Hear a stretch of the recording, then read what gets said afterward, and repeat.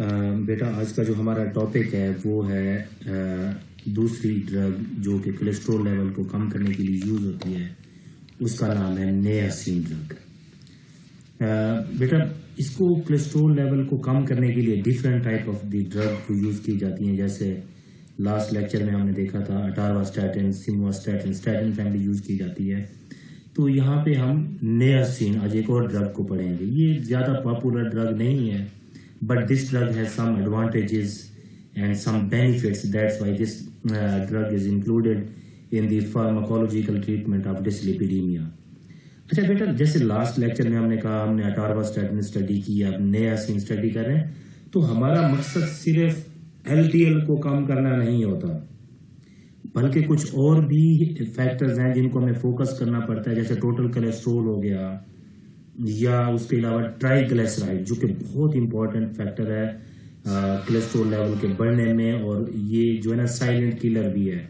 It is mostly ignored when you are treating any patients who has dyslipidemia. लोग ज़्यादातर LDL को focus करते हैं, लोग ट्राइग्लिसराइड्स को फोकस नहीं करते। तो मैं ये लास्ट लेक्चर में बताना भूल गया था कि बेटा नॉर्मल लेवल, जैसे से फॉर एग्जांपल एलडीएल है हमारी बॉडी में, इसका नॉर्मल लेवल होना चाहिए 100 to 129 मिलीग्राम पर डेसीलीटर, ये नॉर्मल है। अच्छा, अगर यही LDL level 130 to 159 milligram per decilitre हो जाए तो हम कहते हैं ये बॉर्डर लाइन है, और अगर 160 से 189 पे चला जाए तो ये डिसलिपिडीमिया का एस्टेब्लिश्ड केस है। तो ये एलडीएल की वैल्यू है जो कि हमें फोकस करनी होती है। 100-129 इज फाइन।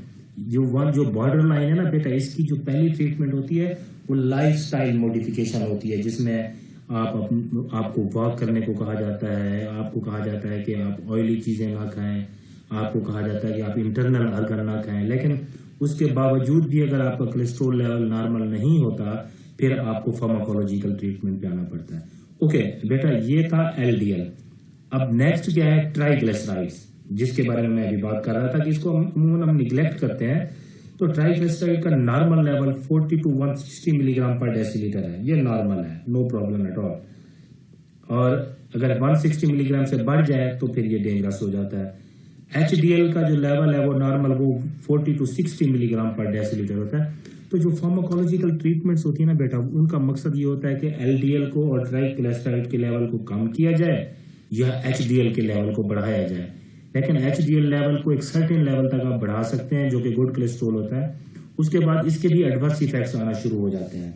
तो बेटा अमूमन कहा यह जाता है कि अगर 10 to 20 mmHg ट्राइग्लिसराइड्स बढ़ा है बॉडी के अंदर, that is more dangerous than 50 to 60 milligram per decilitre of LDL.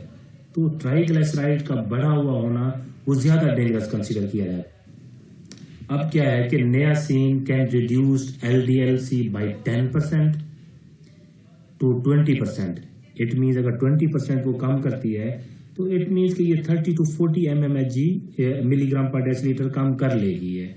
And it is the most effective agent for increasing HDLC. तो ना सिर्फ ये एलडीएल को लेवल को कम करता है 30 to 40 मिलीग्राम पर डेसीलीटर, बल्कि ये एचडीएल को भी बढ़ा देता है, तो डबल बेनिफिट देता है। दूसरा, it also lowers triglyceride level by 20 to 35% at the typical dose of 1.5 to 3 grams per day. अब आप यहाँ से अंदाजा लगाएं कि 25 to 35% मीन्स हम अगर एवरेज 30% लेते हैं तो बेटा ये 40 to 50% जो है ना ये ट्राइग्लिसराइड के लेवल को कम करता है। तो ये तो बहुत अच्छा डेटा है।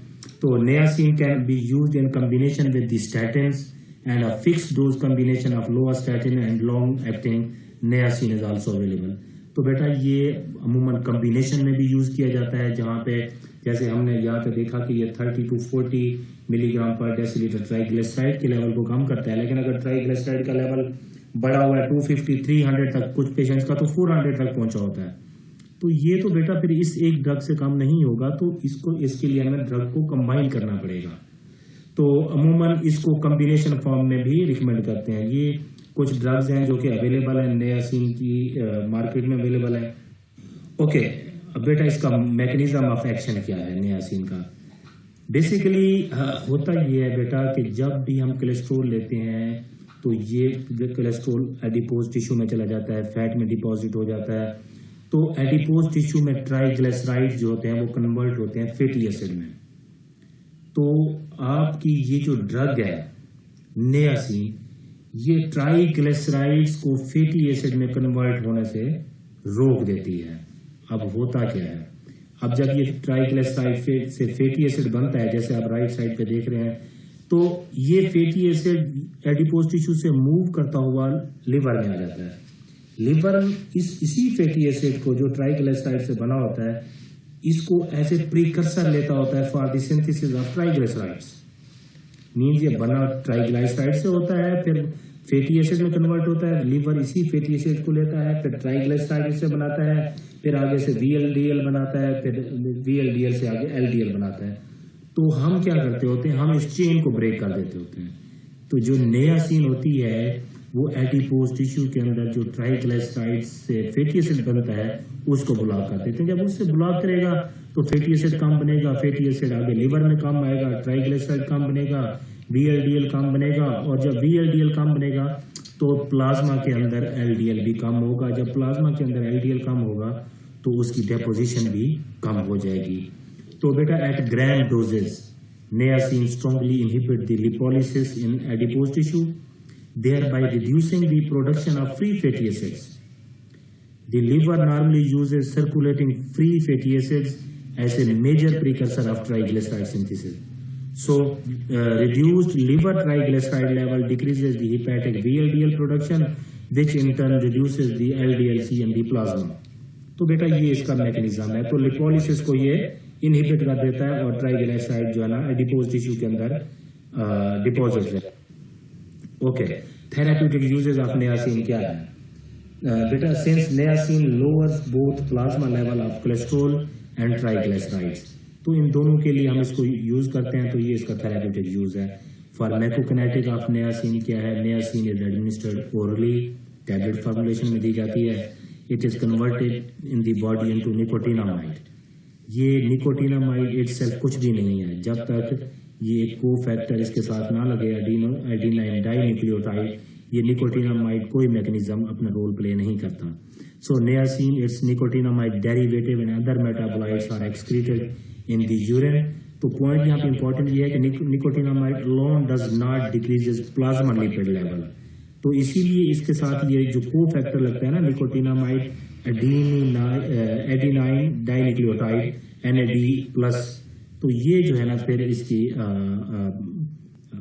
कोलेस्ट्रॉल लेवल को कम करने के लिए यूज होता है, प्लाज्मा लिपिड लेवल को कम करने के लिए। ओके बेटा, एडवर्स इफेक्ट्स क्या हैं? एडवर्स इफेक्ट अमूमन इससे जो ट्राइग्लिसराइड को कम करने के लिए जो ड्रग यूज होती हैं, इनमें flushing of skin, hot flushes होते हैं, स्किन जो है ना गर्म हो जाती है इससे। So the most common side effect of the niacin are the intense cutaneous flush accompanied by an uncomfortable feeling of warmth and pruritus. Administration of aspirin prior to taking niacin decreases the flush. वही है कि अगर flushes hot skin हो रही है क्योंकि ये prostaglandins की वजह से होते हैं, तो आपने क्या करना होता है, एस्पिरिन दे देनी होती है, तो इससे आपको फायदा मिलेगा। Niacin inhibit the tubular secretion of uric acid, तो ये यूरिक एसिड के साथ कंपीट करती है सिक्रीशन में। तो जब यूरिक एसिड के साथ कंपीट करेगी तो यूरिक एसिड का लेवल प्लाज्मा में बढ़ेगा। जब बेटा इसका लेवल प्लाज्मा में बढ़ेगा तो इससे हाइपर यूरिसीमिया हो जाएगा, यूरिक एसिड का लेवल प्लाज्मा में बढ़ जाएगा, उससे फिर गाउट होने के चांसेस ज्यादा हो जाते हैं। Impaired glucose intolerance and hepatotoxicity have also been reported. The drug should be avoided in the hepatic disease. जितनी भी हेपेटिक डिजीज हैं बेटा उनमें इस ड्रग को अवॉइड किया जाए, क्योंकि ये लीवर का सारा मेटाबॉलिज्म होता ही लीवर पे सारी जितनी भी ये ड्रग्स हैं। तो बेटा इसीलिए जो लोग स्टैटिन्स ले रहे होते हैं उनका जो है ना रूटीन चेकअप में लीवर के जो एंजाइम्स होते हैं AST, SGPT, SGOT, ये टेस्ट करवाना जरूरी होता है ताकि लीवर फंक्शन टेस्ट किया जाए, और ताकि ऐसा ना हो कि हम ये ड्रग्स देते रहें और लीवर उधर से कंप्रोमाइज हो, ना सिर्फ फिर लीवर की परफॉर्मेंस डिस्टर्ब होगी बल्कि जो कोलेस्ट्रॉल लेवल है वो भी नॉर्मल नहीं होगा, रिड्यूस नहीं होगा। तो बेटा